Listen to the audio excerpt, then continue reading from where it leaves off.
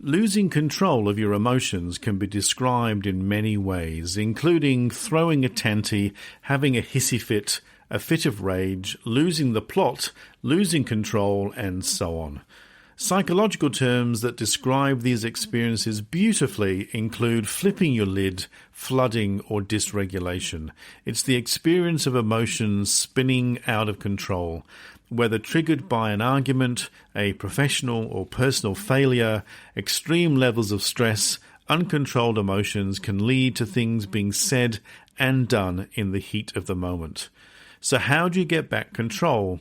How do you tame the brain, or calm the farm, or chill your beans, or settle your kettle, or even gentle your lentil? It's all about emotion regulation. And in this episode, we will try and explain what happens in your brain when you flood or dysregulate.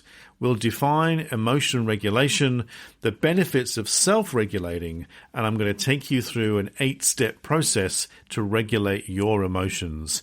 Welcome to Men Talk, a podcast of real conversations about life. Your life, our life, the emotional well-being of men. My name is Todd-Collins. I'm a psychotherapist, consultant and coach, and founder and host of Man Talk. So sit back, relax, try not to flip your lid as you join me for this latest episode of Man Talk.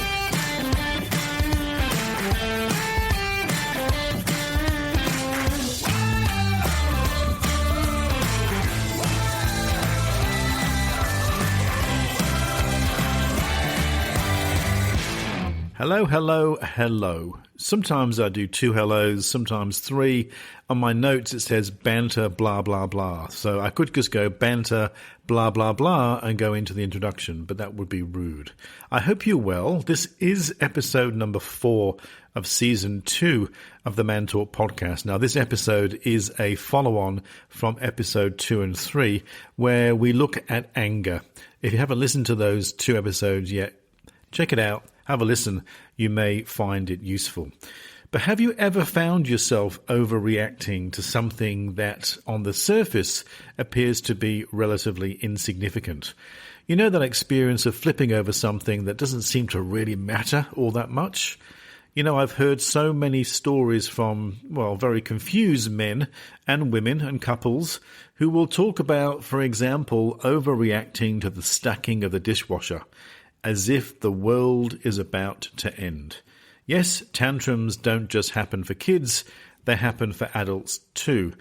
Now, it's really hard to control high-level reactions when we're flooded with strong emotions. Now, strong emotions can be anything from overwhelming sadness to major fears or anxieties or persistent frustration, irritability, annoyance, anger, and rage. Now, in my experience, many men tend to internalize strong emotions over a long period of time and can somehow flip seemingly from nowhere. So in order to make sense of why we flip our lids sometimes, it's useful to understand what's actually happening in your brain when you get upset, to help deal with negative emotions just a little more gracefully. Now, I'm no brain scientist. However, thanks to some brilliant people out there, there's lots of research and some very useful tips to get a handle on the workings of our brain and how to calm and regulate it. Now, I found Dr. Daniel Siegel's hand model of the brain very, very useful. Now, Dr. Siegel is a very clever man. He's a clinical professor of psychiatry at the UCLA School of Medicine, and he's the co-director and founder of the Mindful Awareness Research Center, also at UCLA. He has lots of awards as an educator.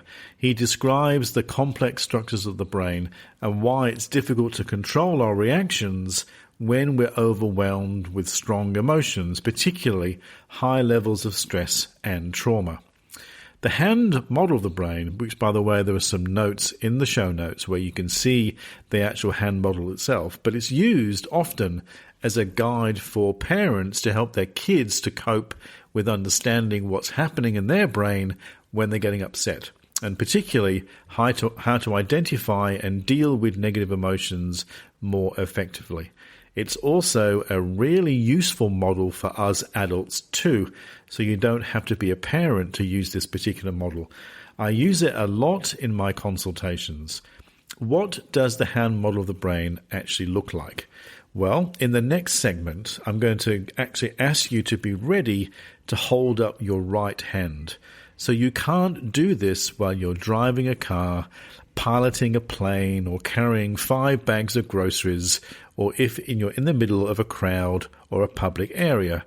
What you can do, though, in the next segment is just slowly stop whatever you're doing, find a place that you're uninterrupted, and check this one out.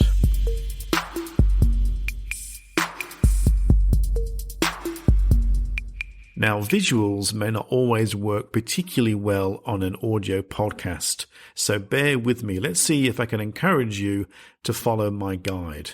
I'm going to give you a somewhat crude illustration of how your brain works using your hand as a model. So you need to be doing this safely, no driving or operating heavy machinery. And I'd like you to hold up your right hand in front of you with your palm facing you.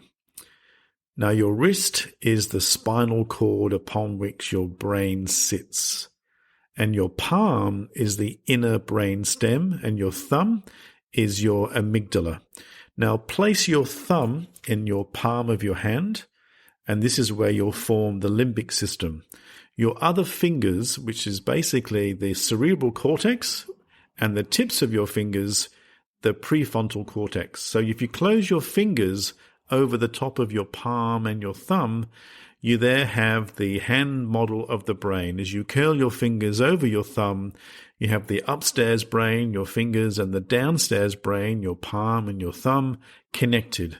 And when your brain is connected in this way, you are embracing all your feelings and you're listening to what your brain has to say about them. It's where we build healthier, more emotionally intelligent brains. You're basically in tune. So the brain is divided into the upstairs brain, which is the cerebral cortex, your fingers, and the downstairs brain, which is your brain stem, your palm of your hand, and the limbic system, which is your thumb. So when you're highly stressed, what is exactly happening in your downstairs and upstairs brain? So let's start with the downstairs brain, the limbic system, your thumb in your palm of your hand. So the brain stem, your palm, regulates all the basic functions of your body, like your breathing and your heart rate. And the limbic system, which is your thumb, is responsible for your emotions, your memories, and activating those instinctive survival reactions that you have. It plays a crucial role in how you form relationships with other people.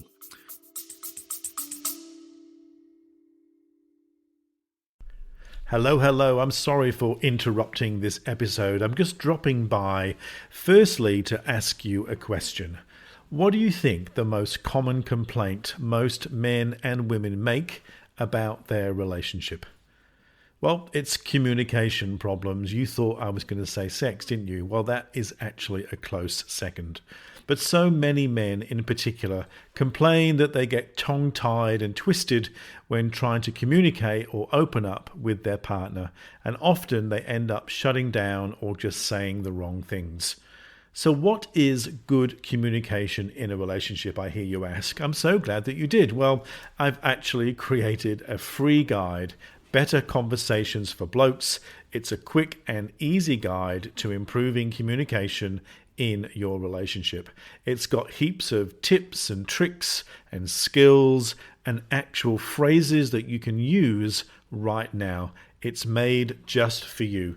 You can get the free guide in the show notes. Finish the episode and check out the show notes and find a way of improving your communication with your partner right now.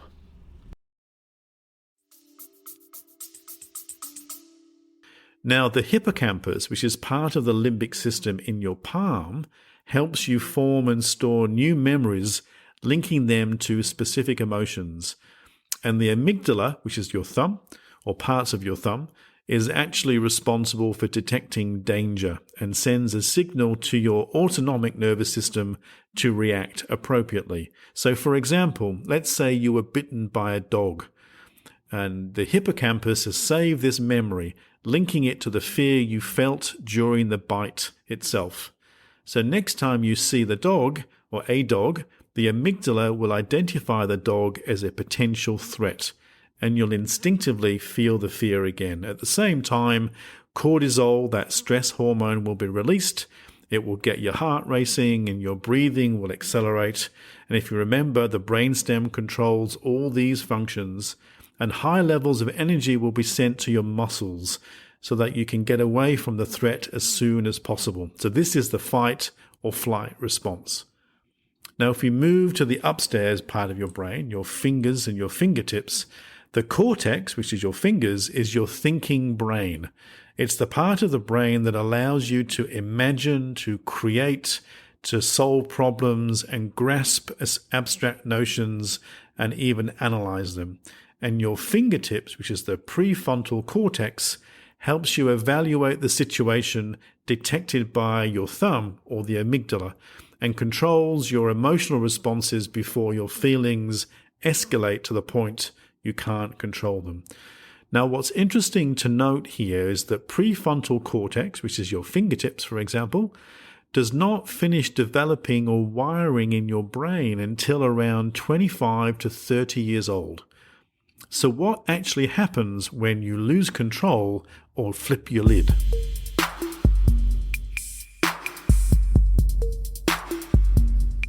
The brainstem and the limbic system work together to release cortisol and prepare your body for the fight, flight, freeze response to protect you from danger.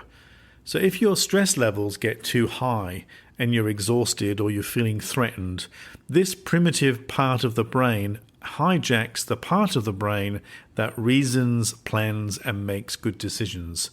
So when you're in survival mode and flipping your lid, this is when the downstairs part of your brain, which is the thumbs, palm of your hands, the limbic system, actually takes over. So if you use that hand model of the brain as the example, if you lift your fingers to release your fist, the connection between the upstairs brain, which is your fingers, the reasoning brain, and the downstairs brain, the emotional brain, which is your thumb and your palm of your hands, is completely lost. Now, this is also often known as the amygdala hijack, as well as being flooded, dysregulated, or flipping your lid. And some of the symptoms of this hijack are caused by the body's chemical response to stress, including an increased blood flow to your muscles, so you have more strength and speed to fight or flight. You can expand your airways, so you take in and use more oxygen. There's an increase in blood sugar to provide you with more energy. Your pupils will dilate to improve your vision for a faster response. And when these hormones are all released, it's when you experience rapid heartbeat, sweaty palms, clammy skin, and goosebumps, and so on. Now, this kind of hijack also leads to inappropriate or irrational behaviors, which is where many people tend to experience embarrassment and regret later. So with all this going on, you can't process information because you just can't really hear what anybody else is even saying. You have no empathy. You'll be more defensive and have difficulty being open. You may even just get stuck in your own story and keep repeating or staying fixed on your own position. You may have more tunnel vision, and you certainly can't effectively solve any problems. So some of the factors that influence in this process of flipping your lid or being dysregulated or the amygdala hijack is when you're under extreme constant pressure, chronically stressed out, when you're overtired or you're not sleeping well or you're hungry and not eating well, or you're feeling constantly blamed, under attack, being defensive, or you're withdrawing and going quiet on a regular basis. It's interesting, by the way, that men generally get flooded or dysregulated in this way more easily and stay there for longer compared to women. So how do you calm the brain? What actually works? Well, the answer is emotion regulation. And what is that exactly? Thanks for asking.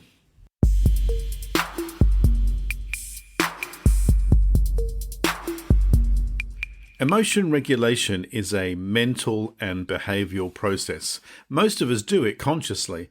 You know those times when you're under a lot of pressure and need to take a break. So you'll go for a walk or take a deep breath or even listen to music to calm down. Emotion regulation also involves other people. For example, you can sit with your child and soothe them if they're overexcited or they're stressed out. Or you could be with your partner and help them to calm down after a difficult day at work. Emotion regulation is a skill. It can be learnt and can be improved with practice. It's the ability to manage disruptive emotions and impulses, in other words, to think before acting. So how does emotion regulation develop? Well, essentially, your ability to self-regulate as an adult has its roots in your childhood. You would have learned how to self-regulate, an important skill that kids need for emotional maturity and helps them with social connections. In an ideal situation, if a toddler who throws a tantrum will grow into a child who learns how to tolerate uncomfortable feelings without throwing a hissy fit, and later become the adult who can control impulses to act based on uncomfortable feelings, all of which were guided by your early caregivers or your parents. Emotional maturity reflects the ability to face emotional, social, and cognitive threats with patience and thought. So why is self-regulation so important? Well, essentially, these skills will allow you to be more able to act in accordance with your values, that you can calm yourself when you're upset, you can cheer yourself up when you're feeling down, you can maintain open communication and persist through difficult times, and also remain flexible and adapt to situations and see the good in other people and be clear about your intentions in life. And also, most importantly, take control of situations when necessary and see life challenges as an opportunity. When you feel strong emotions start to bubble up inside you, you can stop your lid from flipping, and there's a few ways you can do that in the immediate moment. The first thing is to breathe. So to slow your breathing down, one way of doing this is to take 4 deep breaths in through your nose and 7 out breaths through your mouth. And you can do that 3 times. And essentially what that does in the immediate moment is slow your nervous system down. So if you're with somebody, you can let them know you need some time out and a break. And when you have a break, take a walk, drink some water, stay really well hydrated, and take some more deep breaths. And you can even count to 10 slowly, or you can concentrate on one of the 5 senses, all of which helps you to slow everything down. And when you're ready, you can then talk to somebody and have a chat with how you're going. And you can practice these kind of actions with these intentions. And when you do so, you'll begin to strengthen your relationships in particular, and at the same time, sharpening the tools for your personal toolbox of emotional well-being.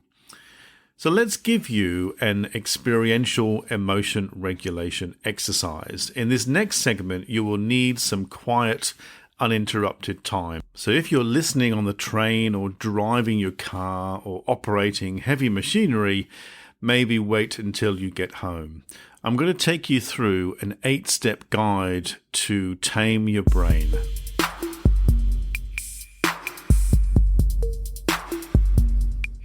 In this exercise, which is an exercise focusing on emotion regulation, we're going to try and train your brain and calm your feelings. Essentially, you'll need about 5 minutes or so where you're uninterrupted. I'm going to take you through 8 steps. So the first step, what I'd like you to do is reflect on a recent situation where you felt that you were highly reactive, or you were feeling threatened, or you were flipping your lid in some way. It could have been an argument with your partner in your relationship. Could be somebody at work or something at work. It could be with a friend or as a parent or even as a son. It could also be a task that you were doing that you were finding really hard and you were kind of losing your patience. A time when you were in fight, flight or freeze mode. And as you think about this particular situation or memory, as you think about it, I'd like you to notice what's happening in your body. And one way of doing that is just notice the sensations that accompany this particular memory. So it could be a tight stomach or a tight throat, or you may even be aware of a slight headache or rapid heartbeat, or even the temperature in your body may be changing. So just check in with your body. This is the first step as you think about the memory of the situation, of what it was that you were experiencing at that time. And as you're thinking about it right now, notice the sensations in your body. Step 2 is to name what it is you're feeling right now. So name your emotions as you sit there and reflect. It could be you're angry still, could be frustrated. It could be you're scared or fearful or anxious, or just slightly confused, or even maybe slightly embarrassed. Try and name what it is you're feeling as you sit there reflecting on this particular event. And the next step is to name both these body sensations you're experiencing and your emotions as they come up as you start to reflect on what's happened.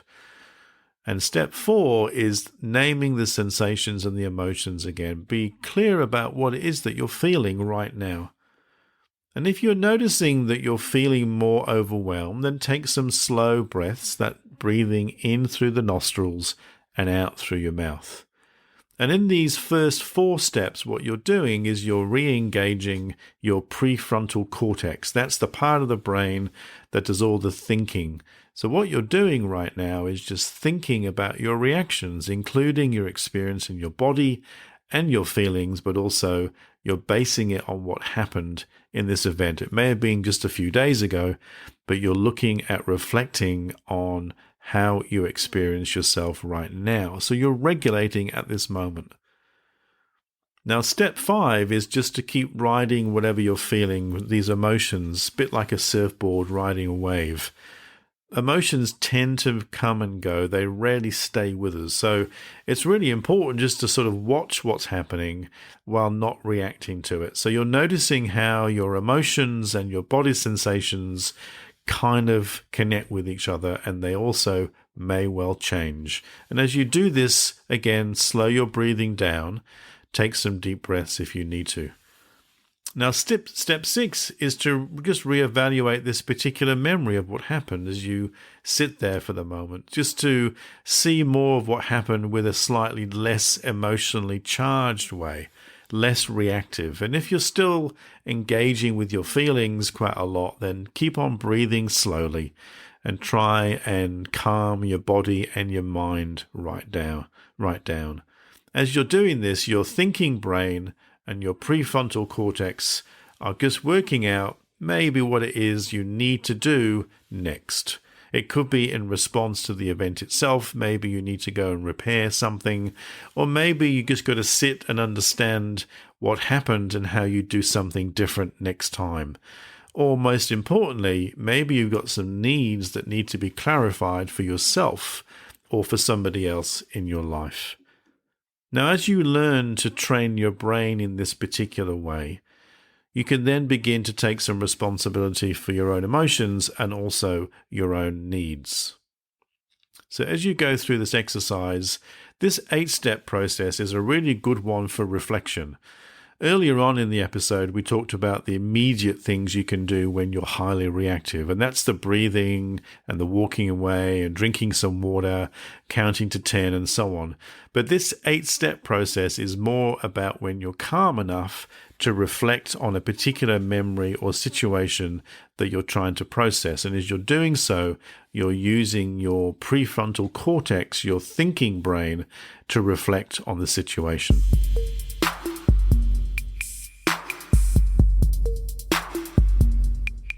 Emotion regulation is all about identifying, managing, and responding to emotions in a way that allows them to be useful and productive in all the aspects of your internal experience. So to regulate emotion doesn't always mean to make the feelings disappear, any more than it may mean to intensify the feeling. It depends upon the situation you are in. It may be useful just to calm the emotion, or sometimes when you're doing your regulating, it may be even more valuable to tap into the emotion more deeply to make more sense of what's going on for you. Try and remember the hand model of the brain, that when the brain or the whole brain is working beautifully together, you're in tune. You're in tune with yourself, you're in tune with the people in your life, and you're more flexible and you're more balanced, particularly when all your emotions are regulated. Self-regulation plays such an important part in connection in relationships, in your well-being, and overall in a successful and meaningful life.